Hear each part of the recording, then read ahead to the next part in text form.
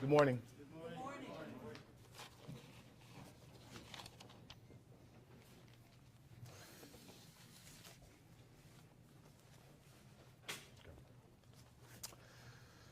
Well, all right.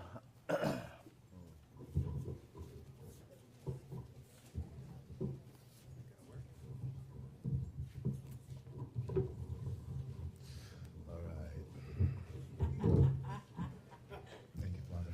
Probably the only one who doesn't need it.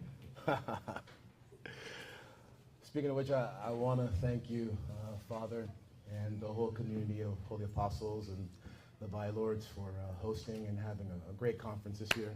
Thank you.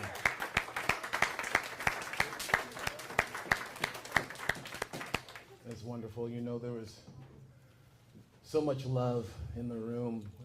It wasn't just in the altar this morning. It was it was palpable yesterday. And all of you out there listening in podcast land, you know, it's something you got to kind of taste and see. You know, there's a lot of questioning about the brotherhood and about what we do and what we're about, and you really just can't understand unless you come and sit with us and be with us, because it's about love, and well, it was just wonderful. So it's great. My talk is actually it's based off of a verse out of Proverbs 17 that says, "A friend loves at all times, and a brother is born for adversity." A brother is born for adversity. So,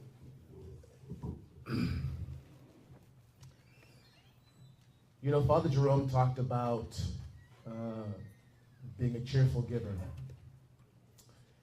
And what I'm going to be trying to put together for everybody is what I think really the church can give. And what the church can give is something that we need. You see, the love that we experienced last night and this morning, it's a taste, but we're travelers, we're pilgrims, we're in exile ourselves. And that taste is something that we shouldn't get accustomed to in the wrong way, because that love is the thing that carries us into the world, because in the world there's travail and there's suffering, and we come here each year to get recharged, to go back out there. And each Sunday we go before our Lord and receive strength and wisdom in the Holy Cup, so that we can go out during the week to be the broken bread and the wine to the rest of the world. Last night, Jonathan, he made a little joke. He called me the war chief. And for those of you who know me, you know it's just kind of like my personality. But I'm leaving early today, and I want to say I love all of you, and I'm glad to be here. We love you too, Father. Amen. But I have to leave with the right word. That the love and the joy that we're experiencing today is very real, but it's also real for a reason. And it's given to us so that we can be valiant and be more than conquerors, as St. Paul said.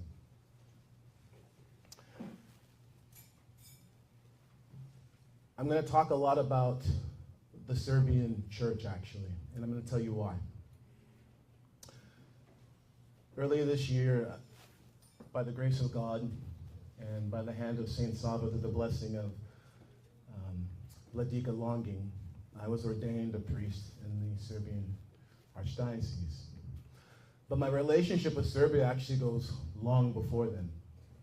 In 2001, I was in Kosovo, and I was in Sarajevo. In 2001, it was still, as the military says, hot. There was still conflict.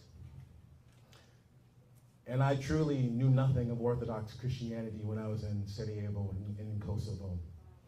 And when I went there as a green American, I saw things that I only saw on TV. I saw things that I only heard about. I saw war. Real war. I saw real poverty. I saw real suffering. But I saw something else. And that something else stuck with me. And it was like this seed that was planted. And when I came to the church, that seed began to blossom. The suffering and the war that I saw, it changed me, but it changed me for the better. It showed me something. It showed me how selfish I was. It showed me what it meant to give. And it also showed me that there's something deeper that happens when people embrace suffering with dignity. There was something familiar to me about it. There's something about when I looked at some of the older Serbian women, something about it reminded me of my mom.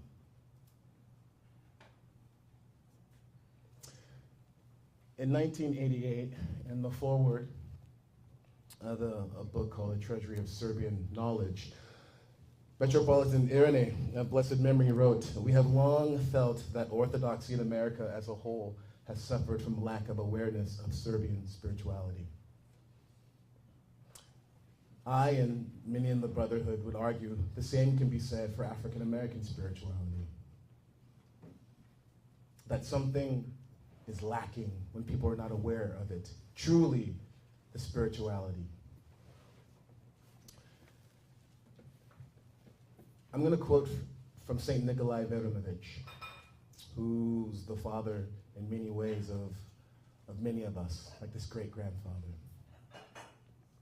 St. Nikolai writes, "The destiny of all Orthodox peoples are generally similar to the destiny of Christ, but none to such a degree as the Serbian people. The great Russian people suffered, but not even a third as much as the Serbs. The Greeks also suffered, but much so less. The cross of the Romanians and the Bulgarians was incomparably lighter than that of the Serbs." He goes on and he says, "The highest form of drama is tragedy. The history of the Serbs is all tragic. The path of the Serbian people has led them along the edge of a sheer cliff, above an abyss. On this narrow path, above the abyss, the Serbs had no theoretician or pragmatist to help them, no philosopher to speculate or to surmise, and least of all, a scientist who knows everything afterwards but nothing beforehand. On this narrow path, above the abyss, they were helped only by the one who had already passed over that path and could be a true and trustworthy guide.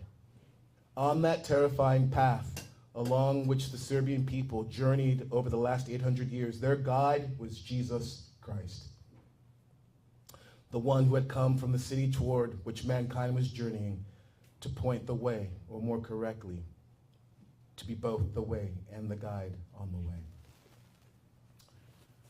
I want to read a quote that was given yesterday by the good doctor. I was very impressed with his presentation. And I had never heard of Mr. Robert Smalls.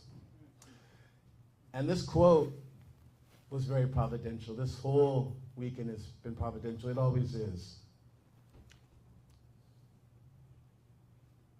In 1895, he says, "My race needs no special defense, for the past history of them in this country proves them equal of any people anywhere.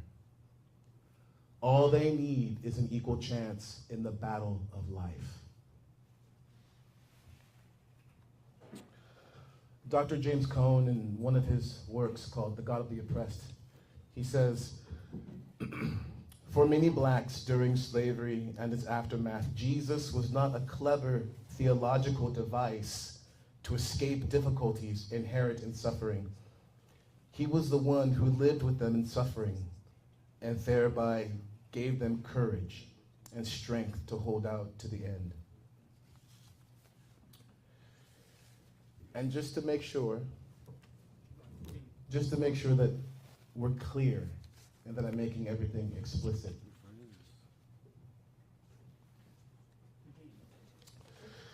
according to, this is from the book, The Unbroken Circle. Would you mind holding it up? This is something that everyone needs to read. Everyone needs to read this book. And it's been about a decade or so, read it again. And in that book, Abbot Damascene, who is also in the Serbian church, who is the abbot at St. Herman, Alaska Monastery in Platina, he writes, according to the Orthodox worldview, the experience of Black Americans under slavery was an expression of the very essence of Christianity.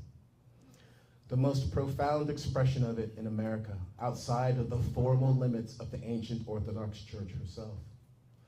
Although the slaves were not directly exposed to orthodoxy, they became much more orthodox in spirit than the white people who introduced them to Christianity. They are a bridge to true otherworldly Christianity here in America, a bridge that leads ultimately to the Orthodox Church. I don't want us to get it twisted. We're here as family, as Father Thomas said. But there's still family out there who has yet to be introduced to the rest of the family.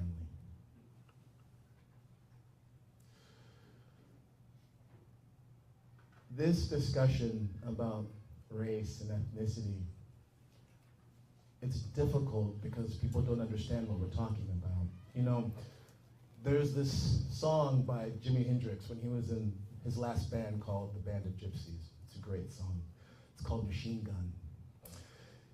And in this song, he's narrating the story of a Vietnam soldier who's torn because he's having to go to war and to kill. And then there's a line in them that says, evil man make me kill you, evil man make you kill me, even though we're only families apart. Even though we're only families apart. Truly, we're brothers and sisters. And as it said in Proverbs, a brother is born for adversity. A brother is born for adversity.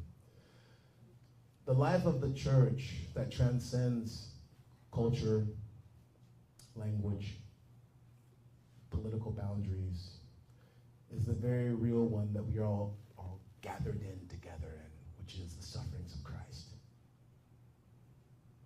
The sufferings of Christ is where we're gathered in together. As pilgrims, we Christians do well. When we lose sight of this state of being a pilgrim, we don't do well. We begin to lose sight of who we are, and more importantly, we begin to lose sight of who our brother is. Unfortunately, in our country right now, we have lost sight.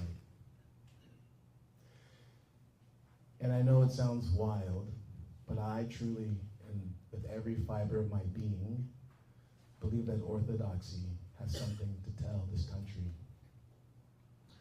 I'm not really fazed by the fact that we're less than 2% of the population. That doesn't really bother me. What bothers me is what Father Jerome said, is that perhaps maybe we're lukewarm. I'm hoping that bringing up this shared history of suffering, everyone in the room understands, but maybe people out there listening, maybe those looking for something to criticize, maybe they'll find something surprising. Maybe they'll find something that can open their eyes and help them to see their black brother differently, or their white brother differently. Because that commonality of suffering is what I'm trying to really put forward. As Orthodox Christians, as opposed to all other confessions, we understand the transformative, redemptive, life-giving power of this suffering. That doesn't mean that we're morose people. Abbot Trifon has been an icon to us of joy and love. And I love him. But I also know this, he's suffered. He's suffered. And the suffering is the way that the Lord gets the juice out of the fruit. Just so we're clear, because unfortunately St. Nikolai is often misappropriated and used by people who have a distorted idea of how the church views nationality and ethnicity. There's people who unfortunately have used orthodoxy to say, see, we're supposed to be separate. There's a Greek church, a Serbian church, a Russian church, and that just proves that we're supposed to be separate. They're wrong. When you read the writings of St. Nikolai and St. Justin, they love their people. But let me also share this from St. Nikolai. He says, it is an essential characteristic of a true Christian not to be an exclusive patriot. His own nation, exalting his own nation and despising all others. Christianity includes a sound and true patriotism, but excludes an untrue and exaggerated patriotism. And exalted patriotism in a frame of hatred all around excludes the Christian religion and is its most dangerous enemy. Last year, when I spoke at New Jersey, and I was commenting on what had happened at Charlottesville, I made a long quote from an early Christian account of what we looked like. And this account, it's shocking how divorced our forefathers were from things like borders and property and all these things. As Orthodox Christians, we love history. That's why many of us converted. I think we are stopping short. There's a history even before the Imperial Church. There's the Church of the Catacombs, which is just as much the Orthodox Church as Hagia Sophia. I want to go to what I think is at the heart of misunderstanding. As many of you know, or may not know, I have 7 children. And having 7 children, there's something that's a common thing, which is sibling rivalry, right? The thing that people don't understand, and the thing that my kids often don't understand, is that they have these little rivalries between each other. What they're looking for is love, ultimately, right? The one is fighting with the other because of a perceived or sometimes an actual slight. But at the end of the day, the root of everything is this desire for love, but an immaturity in how to get it.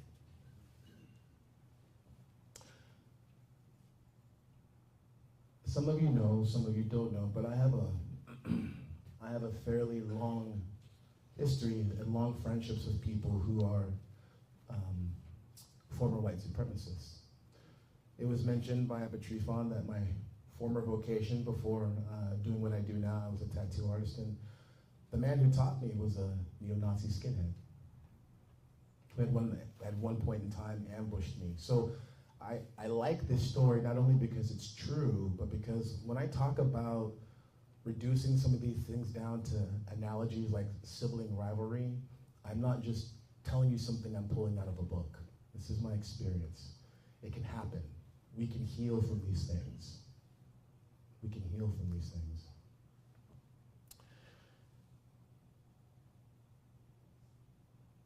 Howard Thurman, who was a kind of proto-civil rights activist, he talked about how the trauma that many African Americans experienced had caused them to almost have this crippling of their spirit. That the bitterness and the resentment did not allow them to enter into this place of grace and forgiveness, which in turn stymied certain developments. The resentment that is instilled and still is in many of the minds of African Americans and bodies is real. You know, I'm a caseworker, I'm a counselor, and I'll give everybody my secret. It's not in the techniques that I've gotten from books. I listen and I affirm. Be people's suffering is real. And when you affirm their suffering, something powerful happens. They begin to heal. I don't bring the healing. The healing is within them. The healing is given by God. But like a garden, I have to tend it to some degree. I have to give it water. I have to weed it. But ultimately, God is the one who causes the garden to grow. And so when I affirm someone in their pain, when I say, I understand, that hurts, healing begins. Resentment begins to shrink away. On the other side of the coin, I'm going to quote Abbot Damascene. Again, from the Unbroken Circle, Abbot Damascene says, from the point of view of the white man, the legacy of resentment is on one level not too different from what it was in slave times. There is still the racial prejudice arising from total ignorance of the human nature common to all of us. There is still the fallen human need to find an external scapegoat for one's internal sins, to blame those who look different so as not to have to face the real guilt in oneself. In the last 30 years or so, and remember this was written in 1997, by the way, however, there has grown up a new source of resentment in whites. This is Abbot Damascene, not me. In many places, whites are resentful of the special treatment and special opportunities given to blacks. It's like a child-hating sibling for getting special treatment by his parents, that sibling rivalry that I was speaking of. Such is the vicious cycle of resentment. Resentment building upon resentment. And where will it end? In this country, it seems as if it will end in a race war, which will undermine the fabric of our society, making it necessary for a supreme problem solver to come in and set things in order. This sibling rivalry has often gone unchecked, but right now it seems like it's being kind of spurred on and stoked and provoked. And I think this is the place where the church can really have a say. You know, I don't like talking about orthodoxy like we're in the marketplace of ideas and tradition, but unfortunately, to some degree, that's true. And one of the things that I think we need to become aware of is the power that the healing and the science of the heart that our tradition holds exclusively has to deal with people, to heal people.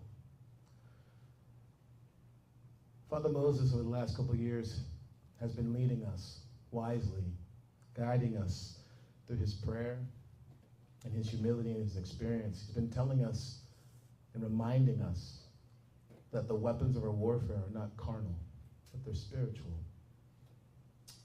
The only thing I would add to that is we need to actually know what those tools are and pick them up. We need to use those tools. We need to pray. We need to fast. We need to deny ourselves.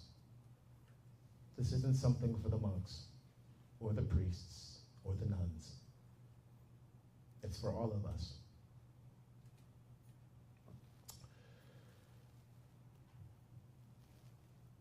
What's next? Well, I brought up the Serbian history because it sounds and feels very much like my own history as a black man in America. I think it's something that the church has to offer. I think that when we understand this suffering, and we understand that it's this kind of ground of being in which humans encounter and fellowship with Christ, I think that when we understand that it's from that common suffering in the light of Christ that wisdom is given and that people's hurts and their resentments are able to be healed, I think when we get this, you may not be the healer, but you can point to one, the true one, the Christ. This reality of suffering is not one that we should turn away from. Don't turn away from it. Embrace it with joy, actually. Count it all joy. This is another thing I've learned from the Serbs, and it's very familiar as well. You know, there's a reason why some of the best comedians in America right now are black and have been. You know why? It's because of the suffering. Because of the suffering. When I first came to the church and I heard the liturgy, they were talking about music, you know. And those of you who know me, I have pretty odd taste in music. But that being aside, that bright sadness that's always in the background for us, how wonderful is it? How wonderful that we get to be in a church where we're okay to hurt. How wonderful is that? How wonderful is it that we're in a church where you can be comforted and you can offer comfort? How wonderful is that? How wonderful is it to live in truth, the fullness of what it means to be a human, not some plastic doll with a painted smile, but a human who breathes, who cries, who loves, who mourns. Our faith is incarnational. Brothers and sisters, have joy, but understand what that joy is. Have joy. In the name of the Father, the Son, and the Holy Spirit. Amen.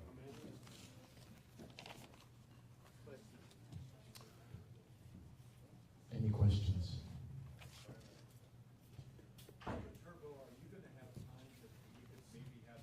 Group photo of all of the monastics, the priests, and the nuns. Yeah, if we do it right now.